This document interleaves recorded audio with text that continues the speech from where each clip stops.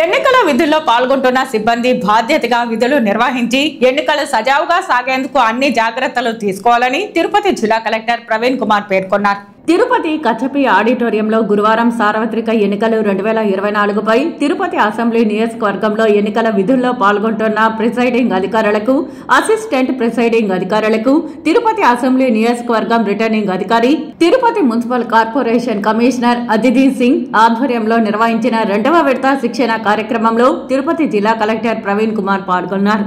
ఈ సందర్భంగా ఆయన మాట్లాడుతూ ఎన్నికల కమిషన్ రూపొందించిన సూచనలు, నిర్ణయాలను మనమంతా పాటించాలని, ఎన్నికల రోజు ప్రతి ఒక్క పోలింగ్ కేంద్రాలలో మీకు కేటాయించిన ఎన్నికల విధులను బాధ్యతతో నిర్వహించాలని, ఎన్నికలు సజావుగా సాగేందుకు అన్ని జాగ్రత్తలు తీసుకోవాలని కలెక్టర్ ప్రవీణ్ కుమార్ తెలిపారు.